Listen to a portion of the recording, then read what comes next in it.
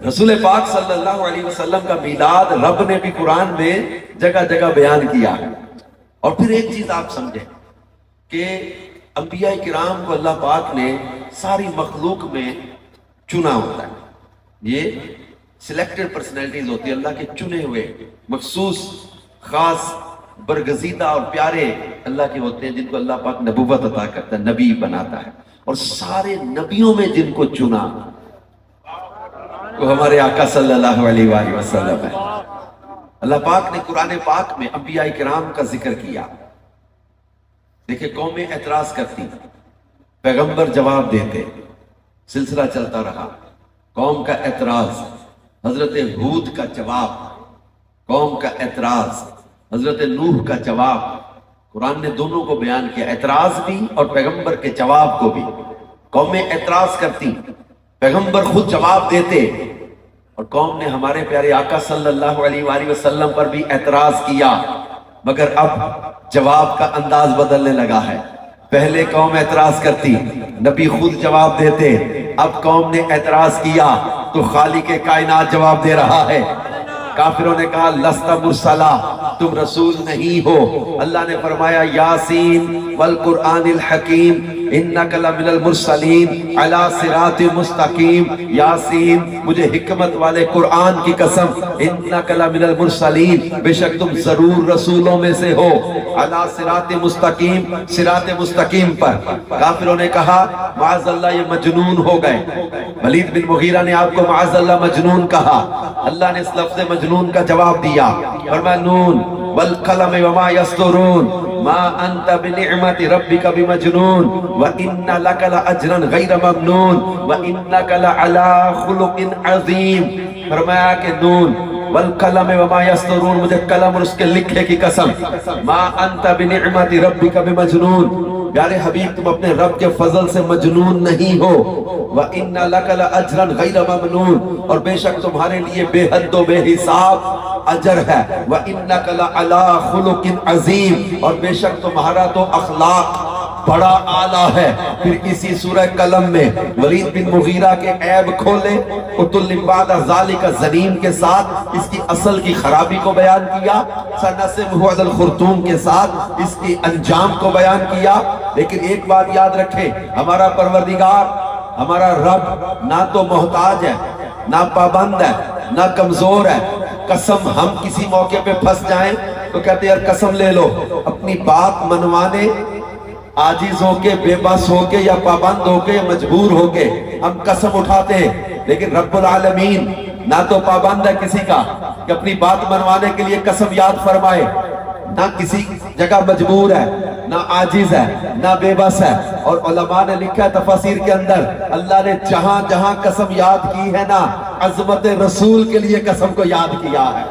اللہ قسم بھی محبوب کی عظمت کے لیے بیان کر رہا ہے۔ اور فرمایا جیسا کہ انہوں نے ایک موقع پر کہا کہ محمد صلی اللہ علیہ وسلم کے رب نے ان کو چھوڑ دیا، جب کئی دن تک وحی نہ آئی، جبریل نہ آئے، کافروں نے آتے جاتے مذاق اڑایا، کہا ان کے رب نے ان کو مکروہ جان کر چھوڑ دیا۔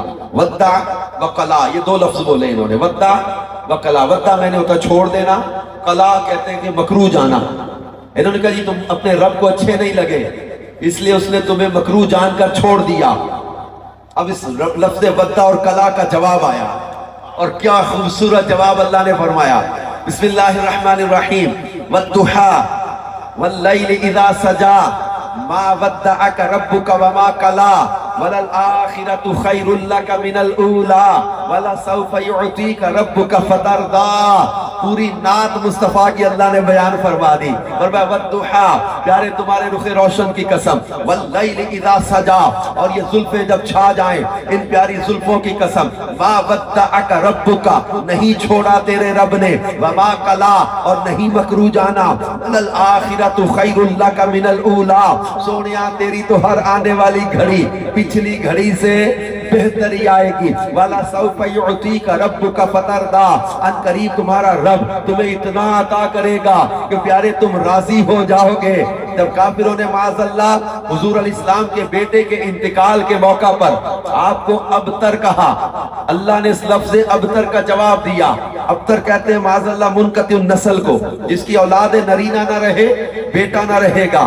انہوں نے کہا بیٹا نہیں رہا، نسل نہیں چلے گی، معاذ اللہ ابتر کہا۔ اللہ نے لفظ ابتر کا جواب دیا، فرمایا بسم اللہ الرحمن الرحیم، انا اعطیناک الکوثر فصل لربک وانحر ان شانئک ھو الابتر۔ فرمایا سونیا تمہیں تو کوثر کا مالک بنایا ہے، بے شمار خوبیاں عطا کی ہیں، بس اپنے رب کے لیے نماز پڑھو، قربانی کرو۔ ان شانئک ھو الابتر، بے شک وہ جو تمہارا دشمن ہے وہی ہر خیر سے محروم۔ وہ کہتے تھے بیٹا نہیں رہا، نسل نہیں چلے گی، دنیا چرچا ذکر بھول جائے گی۔ ابتر کہا، اللہ نے فرمایا نہیں نہیں پیارے، تمہیں تو کوثر کا مالک بنایا ہے۔ ابتر تیرا دشمن، جڑ کٹا تیرا دشمن، منقطع النسل تیرا دشمن، ذکر مٹے گا تیرے دشمن کا، چرچا مٹے گا تیرے دشمن کا، نام و نشان مٹے گا تیرے دشمن کا۔ پیارے تیرا ذکر مٹنے کے لیے نہیں بنایا، تیرا چرچا ختم ہونے کے لیے نہیں بنایا۔ خطبوں میں تیرا نام گونجتا رہے گا، اذانوں میں تیرا نام پیارے گونجتا رہے گا، ممبروں پہ تیرا نام گونجتا رہے گا۔ ایک تحقیق کے مطابق دن رات کا ایک لمحہ بھی ایسا نہیں ہے کہ دنیا کے کسی گوشے یا کونے میں اذان نہ پڑی جا رہی ہو، اور یہ لمحہ با لمحہ اب فضاؤں میں نام مصطفیٰ کی گونج ہے۔ اور وہ سمجھتے تھے کہ بیٹا نہیں رہا تو نسل نہیں چلے گی۔ رب کائنات نے اپنے محبوب کی اولاد بیٹی کے ذریعے چلا دی، اور دنیا کے کسی کونے میں چلے جاؤ جہاں آپ کو اسلام کا، قرآن کا نور نظر آئے گا، وہیں سیدوں کا نور بھی نظر آئے گا، سادات کا نور بھی نظر آئے گا۔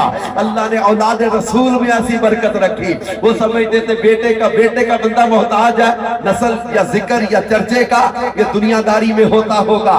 کسی کا چرچا اس کے باپ کی وجہ سے، کسی کا چرچا اس کا بیٹا کرے، کسی کا چرچا اس کے پیر کی وجہ سے، کسی کا چرچا اس کا مرید کرے، کسی کا چرچا اس کا لیڈر کرے، کسی کا چرچا اس کا سپوکس پرسن کرے، کسی کا چرچا اس کا وزیر کرے، کسی کا چرچا اس کا مشیر کرے، کسی کا چرچا کوئی سیاستدان کرے۔ لیکن رب کائنات نے اپنے محبوب کے ذکر کو نہ استادوں کا محتاج رکھا، نہ شاگردوں کا محتاج رکھا، نہ پیروں کا محتاج رکھا، نہ مریدوں کا محتاج رکھا، نہ واعظوں کا محتاج رکھا، نہ خطیبوں کا محتاج رکھا، نہ شاعروں کا محتاج رکھا، نہ ادیبوں کا محتاج رکھا، نہ وزیروں کا محتاج رکھا، نہ سفیروں کا محتاج رکھا، نہ لیڈروں کا محتاج رکھا، نہ ورکروں کا محتاج رکھا۔ پیارے کوئی زبان تیرا ذکر کرے یا نہ کرے، وَرَفَعْنَا لَكَ ذِكْرَكَ، اللہ نے تیرے چرچے کو بلند کر دیا ہے۔